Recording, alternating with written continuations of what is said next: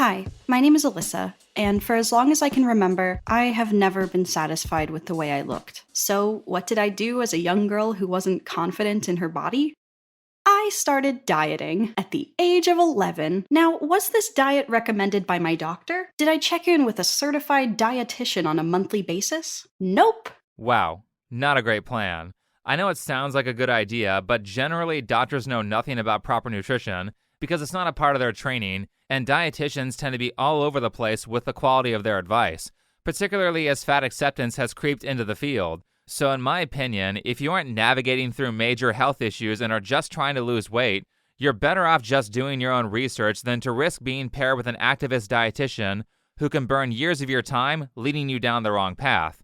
That being said, outside of the typical morbidly obese fat acceptance advocate who definitely needs to reevaluate their food choices, there are a lot of people who have less extreme weight issues but are still having trouble getting to their ideal weight that are being harmed by fat acceptance type thinking. The animation storytime YouTuber Alyssa and her channel Illymation is a perfect example of what fat activists have turned the body positivity movement into. Body positivity was initially about accepting flaws or imperfections that we can't change, but now it's being used to justify addiction, and it's helping people make excuses to not change things that are completely in their control. In this video, Perks of Being the Fat Kid, Alyssa talks about her personal struggles with weight and dieting, but from a body positivity / fat acceptance point of view. While it is easy to sympathize and care about her struggles because the first 5 minutes of the video are about bullying. And based on how I was treated as a kid for being fat, that 3-letter word brings back so many bad memories. So while it is easy to sympathize with her being treated poorly as a teenager, unfortunately, this video is full of tabloid-style research and bad information that will lead people into an ideology that will cause them to be okay with being obese.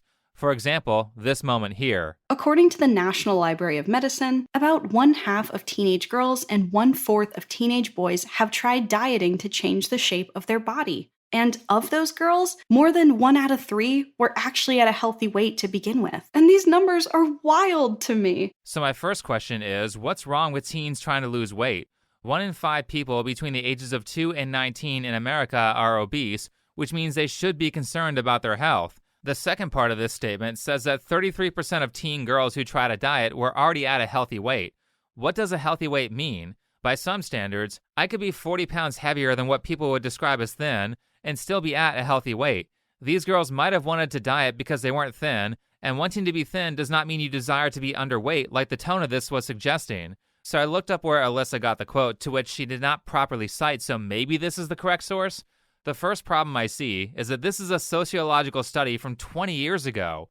Way too old. Studies like randomized surveys are out of date after 5 years because culture can change quickly. The second issue is that this page cites no sources, which means I don't know any of the specific definitions of the information here, so effectively this is an opinion piece, not scientific data. In fact, this page is so old that half the links are broken. Seriously, fire the person who did this research. Then in this section here, the article tries to conflate trying to lose weight with symptoms of anorexia. If you're tired, depressed, cold, and dizzy, then you're probably cutting way too many calories. Or you're addicted to sugar like most people, and you're experiencing withdrawal from skipping dessert and not drinking like 3 liters of soda and orange juice every day. It will take around 10 days for that to go away. Deal with the sugar withdrawal, don't cut more than 500 calories below your maintenance per day, learn how to cook and portion meals properly, and you'll be fine. Let's get back to Alyssa's video. Teenagers should be focused on getting good grades, hanging out with their friends, and seeing the Timothée Chalamet Willy Wonka movie, not counting calories. I disagree. If they're obese, then they should be counting calories, learning how to eat healthier, and not buying movie snacks. It's also kind of disingenuous framing to show animations of teens who are a thin, attractive weight, and use that to suggest that kids who do have weight problems like obesity should be focusing on yet another low-risk, unoriginal Hollywood movie about a candy company instead of trying to fix their health issues. Though it's kind of ironic that a video about fat acceptance almost exclusively features thin people. Why did you choose to do that? Are you trying to erase fat people from existence? Put an anime parody of Choji here instead of Sasuke, or you're a bigot. But at this point, it becomes very apparent that Alyssa doesn't really know much about health or fitness, and is not really qualified to give advice on this topic. Why are kids so body conscious? Why are they getting bullied? Who is teaching them this? Well, we all are, whether we realize it or not. It's called diet culture. We're all collectively responsible? First of all, you say that while showing a picture of a Frappuccino, which is a fake coffee drink that was essentially created by Starbucks. For all the people who don't know this because they can't cook, a vanilla frap at Starbucks literally has all the same ingredients as vanilla ice cream. Yeah, there's no coffee in this at all. It's just like so sweet. You hardly even taste the caramel. So these are both really milkshakes, if anything. They don't taste bad, but I mean like coffee, no. This has over 50 grams of sugar in it. To be clear, that's 50 grams of added sugar, which translates to 200 calories of processed sugar that was added to the drink. There's nothing healthy about that, and I'm so glad that I'm not the only one who noticed that a Frappuccino is essentially a dessert and not coffee, because it drives me insane to see people say that they're trying to lose weight, followed by them starting their morning off by drinking a 380-calorie scoop of ice cream. I used to work at Starbucks. These are made with 5% coffee. She also wrote gluten-free on this animation. I hate to break it to you, but most of the Starbucks fraps are gluten-free. Gluten-free does not mean it will put you in a calorie deficit. Ice cream is gluten-free. Coca-Cola is gluten-free. Lay's potato chips are gluten-free. This is like claiming Oreos are healthy because they're vegan. Are people this easy to trick? If you want to know what's healthy, then you actually need to read the ingredients list, not the marketing information on the front of the package. According to self.com, diet culture is an entire belief system that associates food with morality and thinness with goodness. And it's rooted in the very colonial belief that every individual has full control and responsibility over their health. No, that is woke propaganda. Oh God, please someone tell this girl that quoting a magazine article is not research. Stop acting like it is. That's like saying, according to my friend Rachel, dieting is bad. I know this metaphor sounds stupid, but if you actually read some of the references that woke people cite, like Robin DiAngelo's white fragility, they are full of, according to a friend of mine, style arguments. That's not science, that's just someone's opinion. Also, what's with these animations? Is she really trying to use this to suggest that ice cream should be considered just as healthy as an apple? Personally, I think sugary fruits like apples, bananas, and berries are way overrated in how healthy people think they are, because they are great at causing acid reflux, but certainly an apple is better for you than a cup of sugar and cream on a processed white flour cone, especially if you're talking about weight loss. Now, Alyssa yet again did not cite her source properly for the definition of diet culture, but I was able to find it anyway. Diet culture isn't just about smoothies and food tracking apps, and it doesn't only harm people who diet. It's written by Christine Byrne, and it says, even the young teenagers I work with in my nutrition practice use the term diet culture. They talk about how their parents don't keep certain foods in the house, their friend is trying to lose weight, or their coach told them to avoid sugar because, diet culture. Please, Christine, tell me how keeping junk food out of the house and avoiding processed sugar is problematic. Or maybe give some advice on how to eat healthy? Nope, she just says you're a racist if you think being thin is good. Oh no, not again. The line that Alyssa quoted from this article links to another article from self.com that is just a personal anecdote of a colleague of hers who goes by Aubrey Gordon. Then in Aubrey's article, she cites what looks like yet another opinion piece as proof of her arguments. Do any of these people use actual science to form their beliefs? Looking at Alyssa's second animation, things get worse. Not only does she start off by saying that we're all collectively responsible for dishonest marketing from fast food companies, but now she draws a picture of an overweight person and captioned it, also runs marathons often. How? Marathons burn a ton of calories. How much are you eating per day to be a marathon runner and still be overweight? Cardio burns the most calories out of any exercise. Take it from this video here where they did a calorie burning challenge to see who could lose weight the fastest. Listen to how many calories this guy burned doing cardio. My approach, I'm going to be playing basketball. I'm going to get some shots up, do some training, maybe play some one-on-one. So it's been 60 minutes so far, and you've burned an astounding 595 calories. That's not bad. Note that 1 hour is about 1/4 the marathon finish time of an average runner, and keep in mind that you have to train for marathons too, so the idea that this person does athlete levels of exercise and still has weight problems is ridiculous. Or she eats like 5,000 calories a day. Oh wait, there actually are obese marathon runners. 3 marathoners who are breaking stereotypes about what runners look like. We got Latoya Shante Snell. Let's check her finish time, and it's 9 hours. That's not marathon running, that's marathon walking. I have very little conditioning when it comes to running, and I'm certain I can walk a marathon faster than 9 hours and 20 minutes. How about the others? Reagan Chastain, 10 hours. Martinez Evans, 7 hours. Not great finish times, but again, these people would have to be eating massive amounts of food to maintain their weight with that much exercise. Anyway, now that all the generic fat acceptance stuff is over, let's focus on Alyssa's personal beef with her weight, starting out with an experience of hers at an award show. At the end of 2022, I was nominated for a Streamy Award in the animation category. So I got to walk the Streamy's red carpet and attend the awards ceremony, which was a blast. But when all the photos came out, I felt that oh so familiar lava flow of shame consume me. I hated how wide my legs were when I posed. I hated that squishy part under my chin that stuck out when I smiled. But most of all, I hated the way I looked because I knew I was the heaviest weight I had ever been in my entire life. Alyssa talks down about her appearance a lot in her videos. This is despite having decent features like strawberry blonde hair, blue eyes, and vibrant skin. She could easily be considered attractive by most people if she just stopped wearing those grandma glasses, picked better clothes, learned how to style her hair instead of always leaving it flat to her head with maximum forehead showing, and watched some makeup tutorials. Now, it's kind of hard to see what she's talking about when it comes to the dress, so let's Google an actual photo of that dress, and holy shit, that is bad. Why did she think this would look good? Whoever animated this scene did not do that dress justice. The purpose of good fashion is to highlight your good features and downplay your bad features. You do this by using different shapes and colors to draw people's attention towards what you want them to look at. If my upper body looks better than my lower body, I can easily draw attention to my upper body by wearing brighter colors on top and darker colors on my legs. Side note, if you're trying to lose weight and for some reason you insist on keeping junk food around, then you can pretty heavily reduce how much you eat of it by merely keeping it out of eyesight. With that said, Alyssa gave us two things that she didn't want people to focus on. One was her weight and the other was her legs.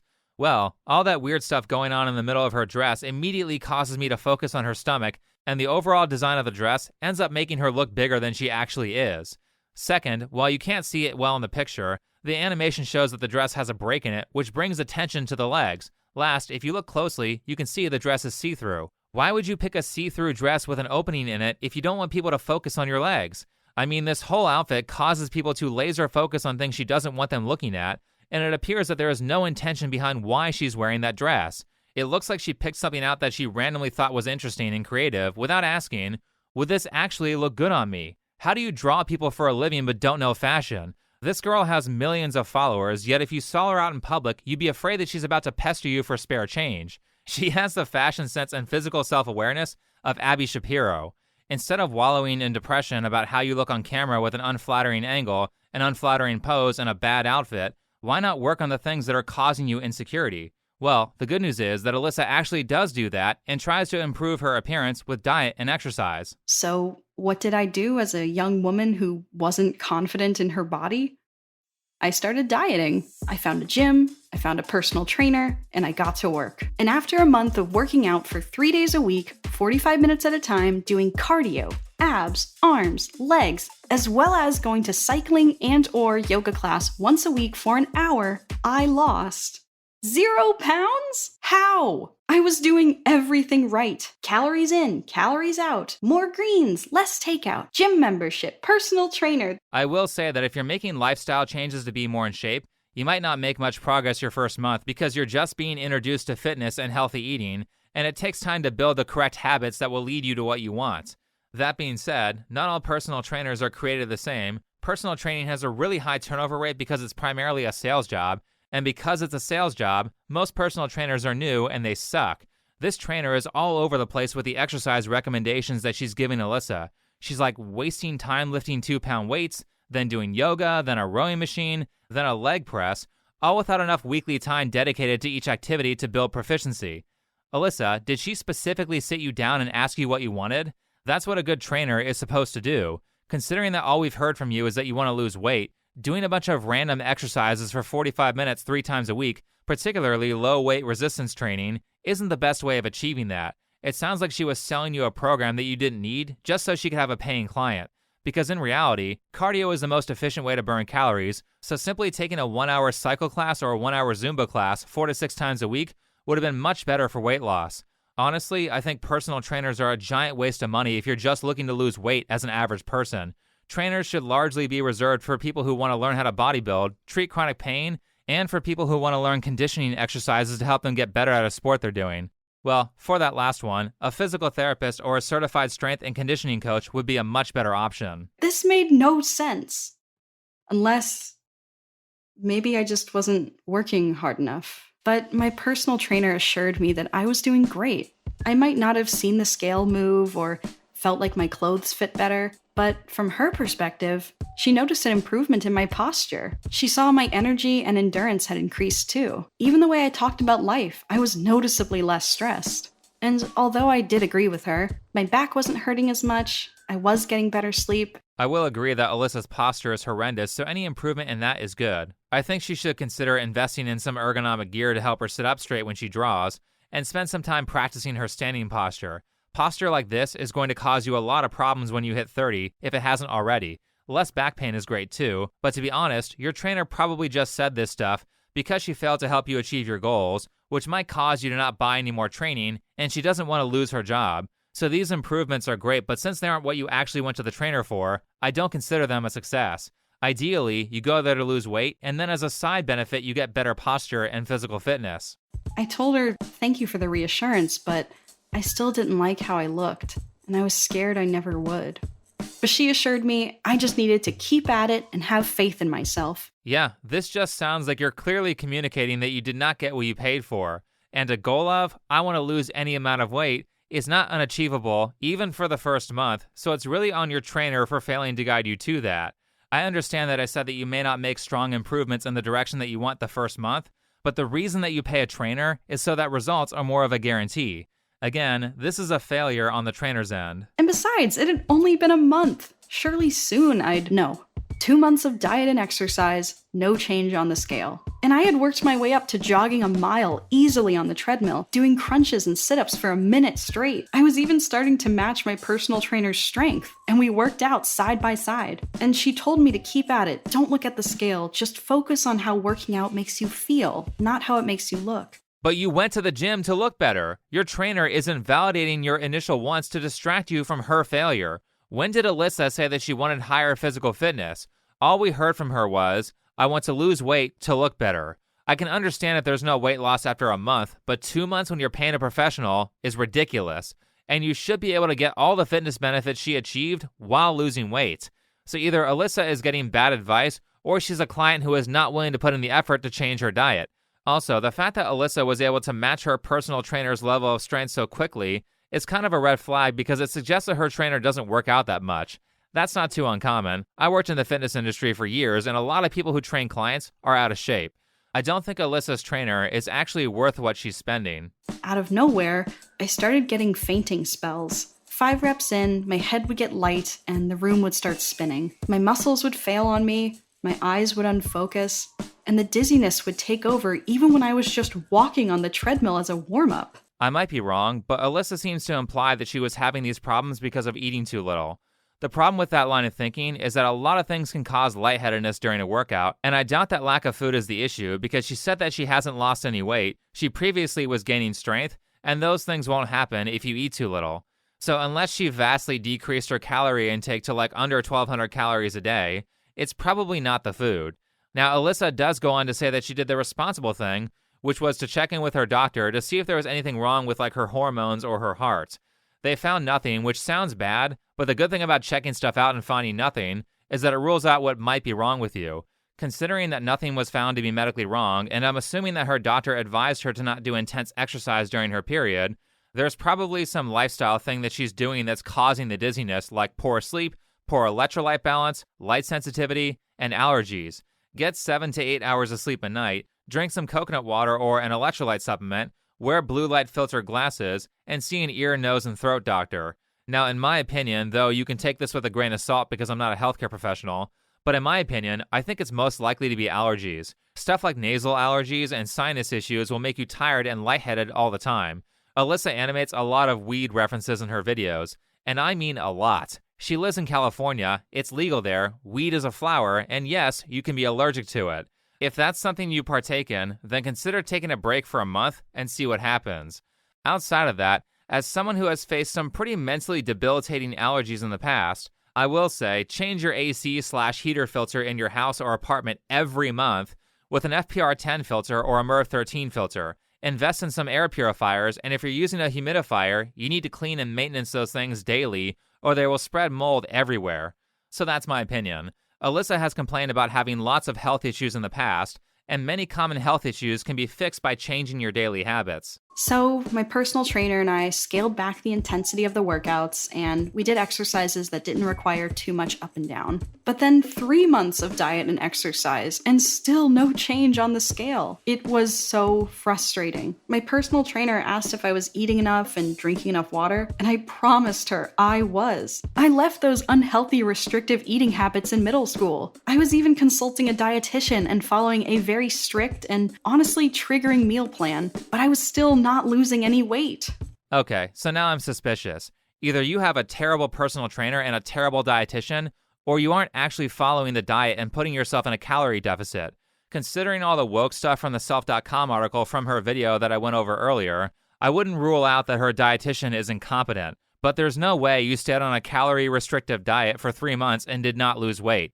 Now, people who are bad at weight loss tend to be terrible at assessing the impact of what they're eating and how many calories are in their food, so now I have to do some investigating to find out what Alyssa's eating habits are.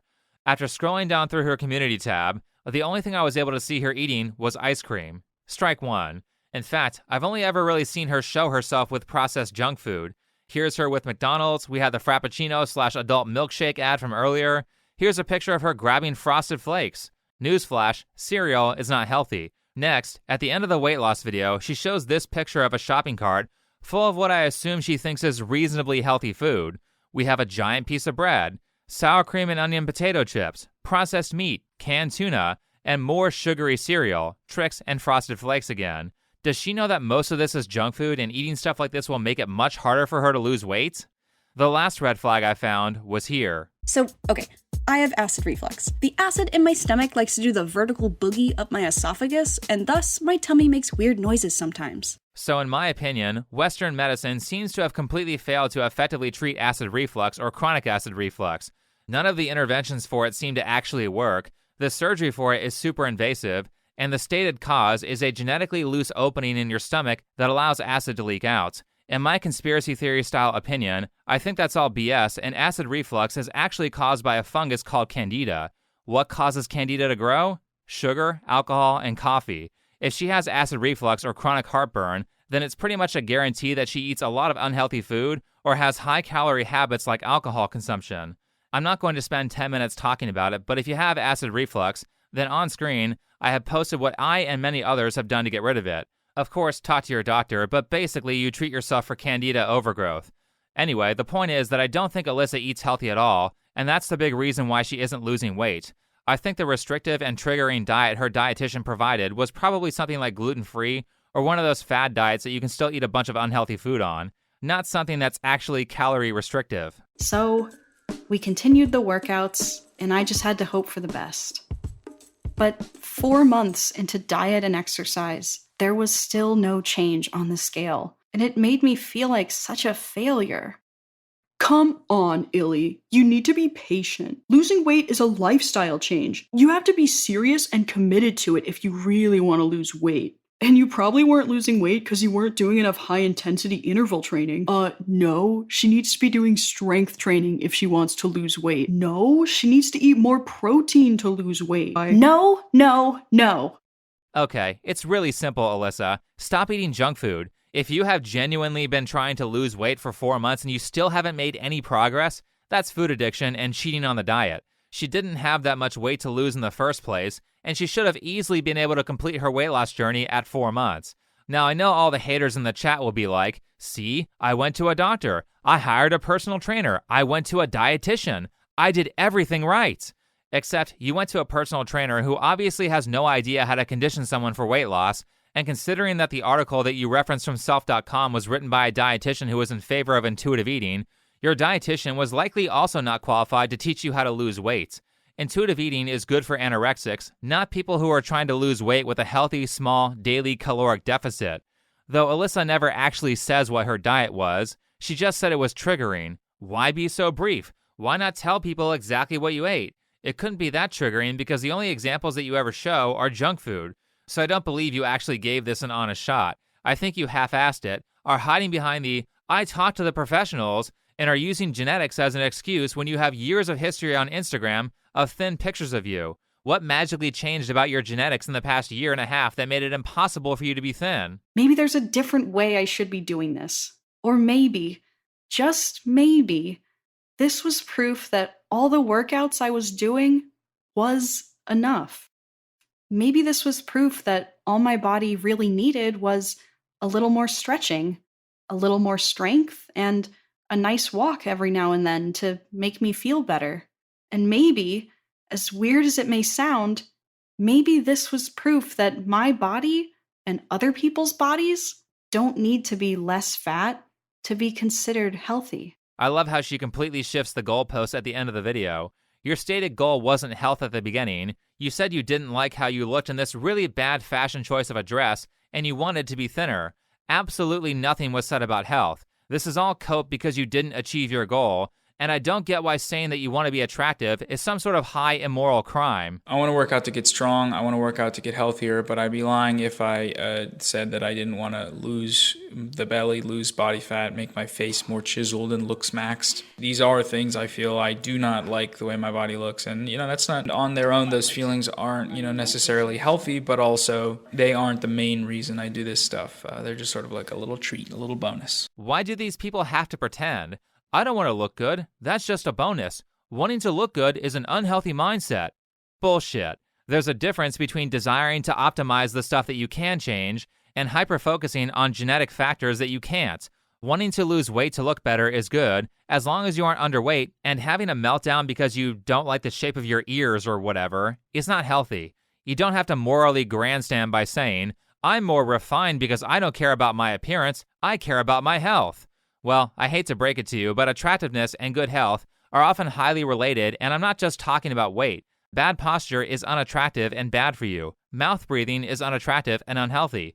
Clearly, Alyssa and these people do care about their appearance, and it's not vain or low class to want to look good. People should aspire to be as attractive as they can be, instead of moralizing their failures as a good thing, because actually I'm a better person than someone who is able to lose weight successfully because I care more about personality.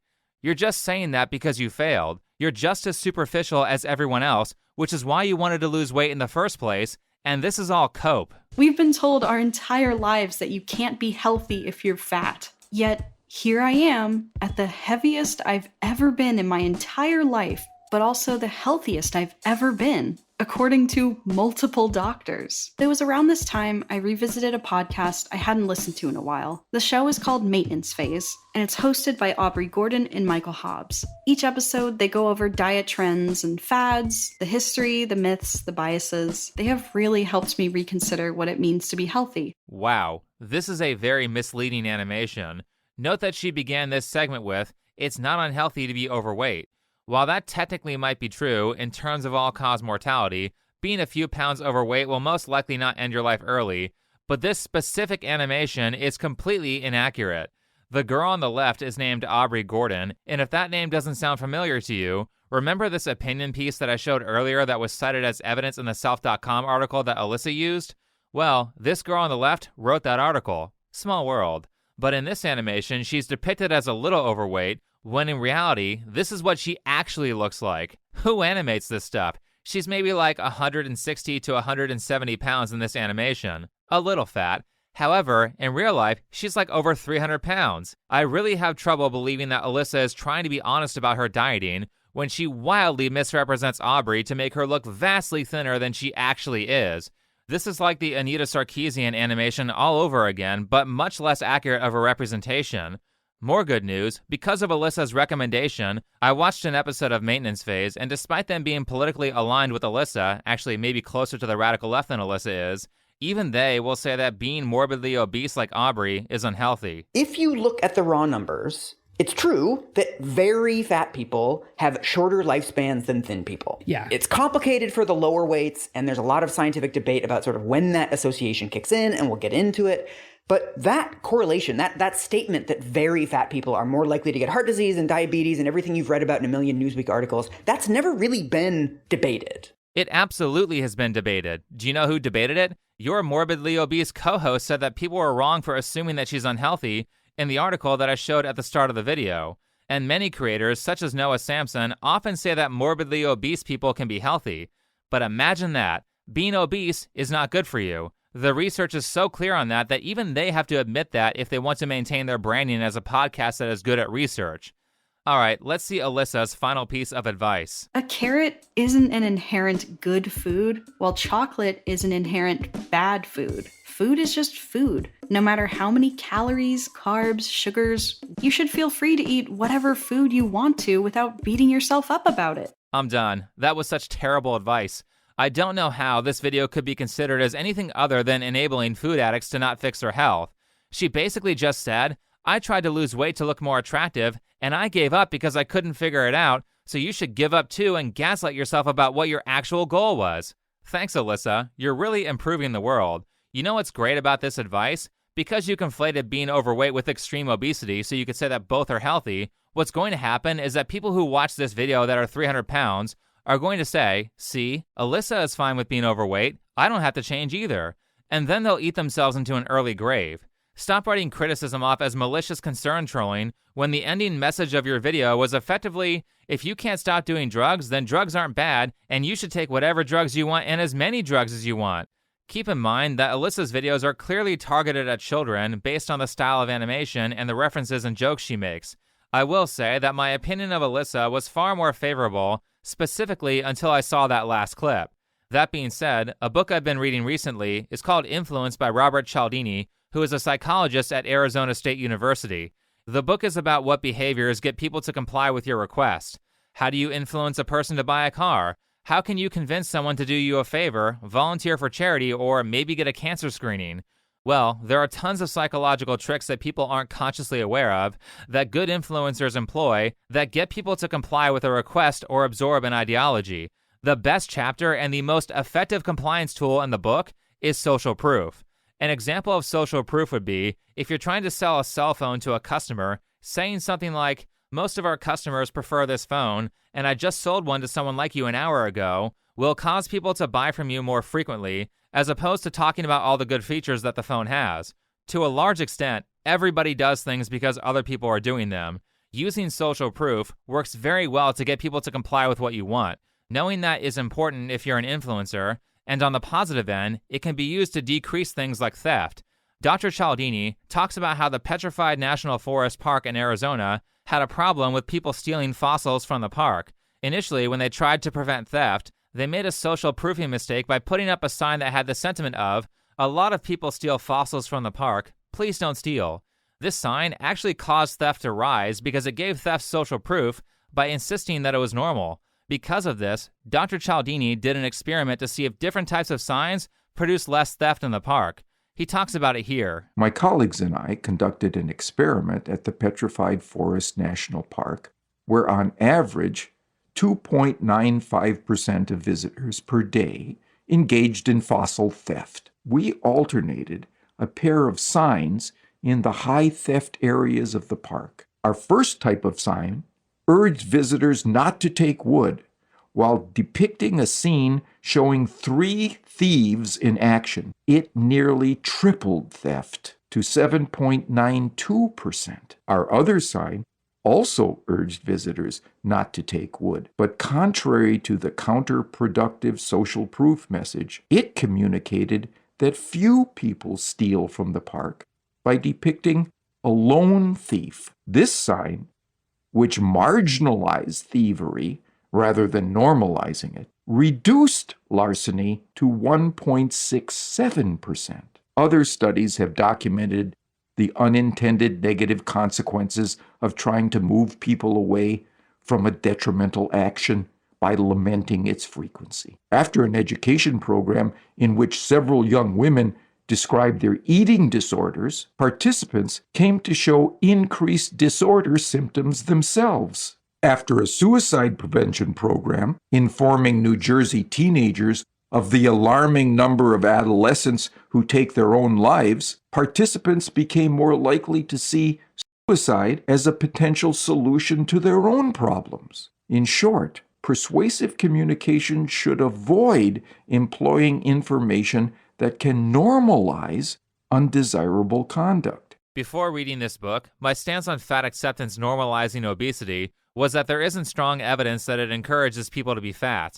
However, I do have evidence that it discourages obese people from moving towards a healthier weight, and that was explained in detail in the Noah Samson video. Though after reading this book, I now completely believe that fat acceptance encourages people to be morbidly obese through social proofing, and it's a significant contributing factor to societal weight problems that Western countries are facing.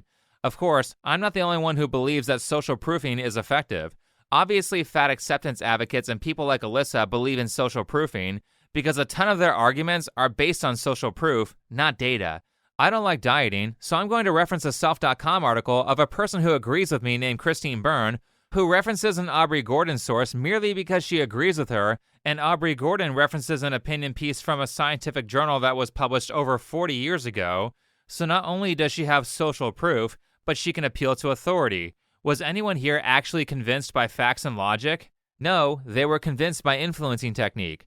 Like I said, there are people out there like Robin DiAngelo who have gotten rich because of their research ability, when in reality, all of her arguments are just social proofing techniques.